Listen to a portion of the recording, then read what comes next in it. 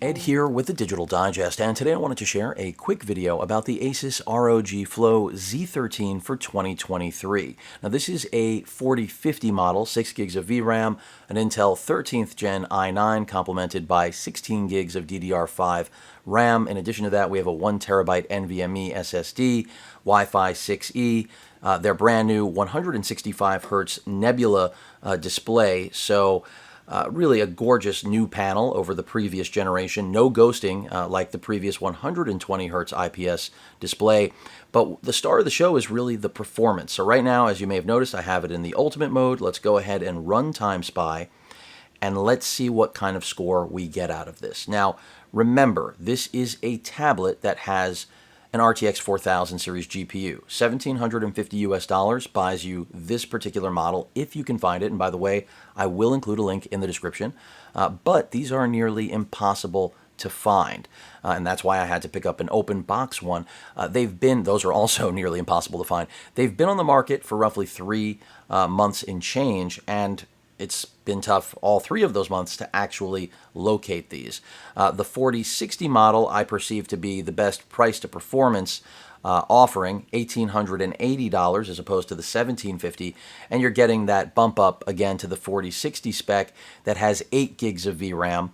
So beyond just, of course, the general benefits of the 4000 series GPUs, the AI, and of course clock speed, it's really about video RAM here, because to have even 6 gigs in a tablet like this is just unbelievable. But to think that you could step up to that 4060 and have 8 gigs of VRAM at, just a little over $100 more, that's the model, if you can find it, that I would jump on immediately. So let's go ahead and just mute that quickly.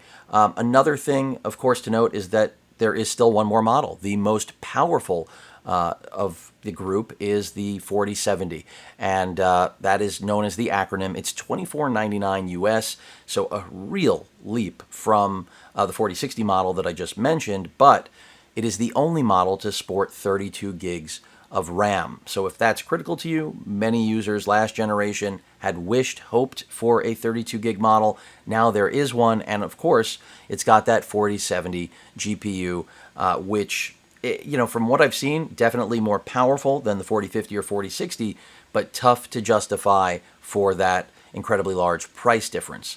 But they all share the balance of the specs are the same. Again, that same Nebula display. This 13.4-inch QHD display is excellent. Again, that's 2560 by 1600 resolution, and the 165 Hz refresh rate seems like a perfect fit for this product because, well, you can actually game at that native resolution. At least that's what I anticipate. And, well, that's a match in every way, shape, and form. It's also incredibly color accurate, which, if you're a content creator like myself, this starts to become a little bit of a dream machine, again, if you know which model you need. And I think, based on what I've seen so far from this 4050 build, as long as you have a sound machine, because I have seen some reports of people running into issues, you're going to be very happy. As long as, again, you understand what to expect from it. Now, you see I do have it hard-wired here. The 130-watt brick is fairly compact, again, adding to the portability of this machine. And the beauty with it peaking at 130 is that means you can power this with something like the Anker 737 power brick, which outputs 140 watts, and have full performance from a power bank. Now, again, realistically speaking, you're paying about a $500 premium for the specifications inside this machine in order to get it in a tablet form. And I think that's really reasonable when you think of what competing products, which don't really exist, but if we were to look at something like the Surface Pro, I mean, they are incredibly overpriced. I've covered pretty much every generation except for last year's. And what we do know about the Surface Pro is it is a standard in the industry, but it also leaves a lot to be desired for power users. And that's why Asus put this Flow Z13 on the market, because even if you don't go with the GPU-enabled models like last year, they had just, an i5 model sans GPU just because it was so much more powerful than the Surface Pro.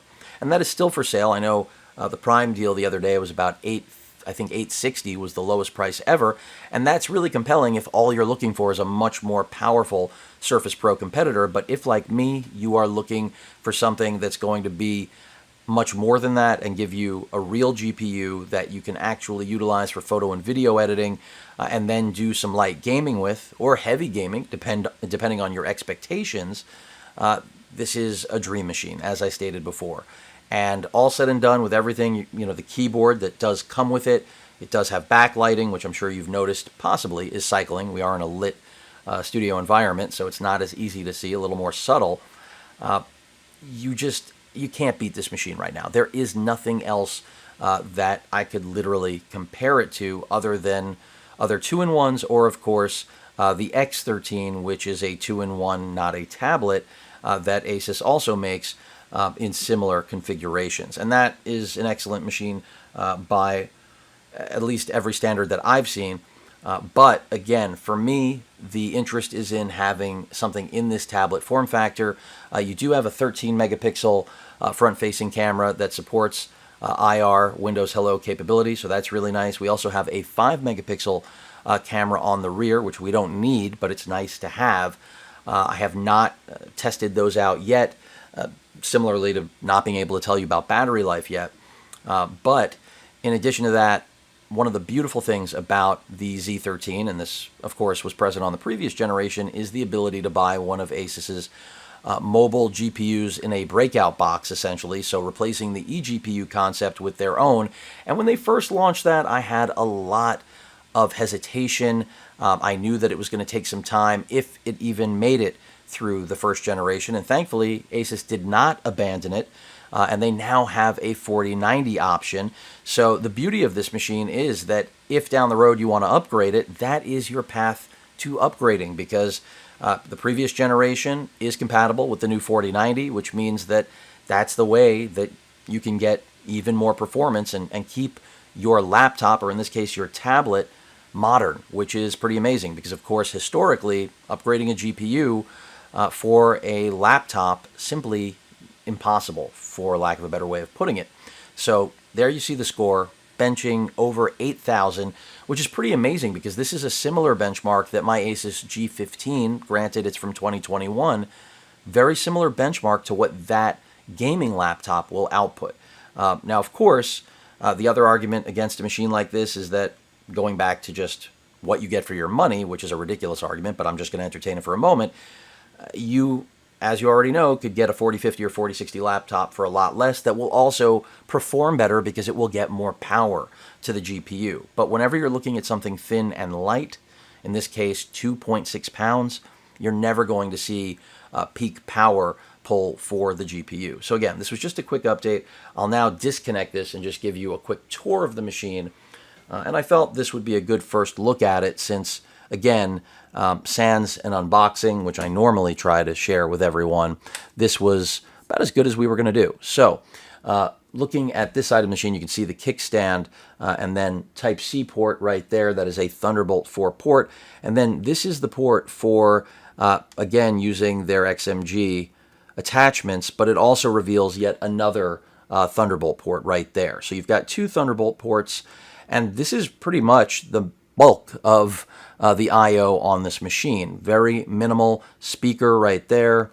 As we come around to the other side, we have the other speaker, the 3.5mm combo headphone microphone jack, a Type-A USB port, volume rocker, and last but certainly not least, our power button. And then as we come to the back of the tablet, you can see that 5 megapixel shooter that I was talking about earlier.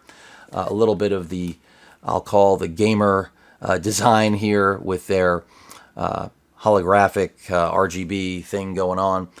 We have the ability to upgrade the NVMe SSD right here, similar to the Surface Pro, unfortunately. And then we do have a micro SD card slot. So again, kudos to Asus, not only investing the Surface Pro from a performance standpoint, but also the I/O just kicks the Surface Pro to the curb. In fact, this didn't come with a pen, but you can, of course, get one. I'm at a point where I have to say, you know, outside of design, I don't know why you would consider the Surface Pro in 2023 if you need something powerful. This is just hands down, it blows it away. Yes, the design is not for everyone, but I do think this model is subtle enough. And just to remind you, I've disconnected the keyboard. There it is in its tablet glory. And this display is really, really nice, which, again, remember, upgrades over last year besides the obvious internal CPU, GPU, NVMe, all of that good stuff. It's really all about the display. I mean, this Nebula display, if you plan on gaming on it, is going to deliver an experience you simply couldn't get out of last year's because of ghosting and a slower refresh rate. But that pretty much sums it up. I really like this thing so far. Keep your eyes open for more updates. Pogo connector right there, because more will be coming, maybe a gaming demo. I mean, this is a beast if there ever was one, at least in the tablet form. And I've always been waiting, essentially, for something modern in this space, and Asus, I feel here in the second generation, it appears, has gotten it right. Just good luck finding one in store. Any questions or comments, please feel free to post them. Hit that like button. And as usual, please feel free to subscribe, and please stay safe. Later.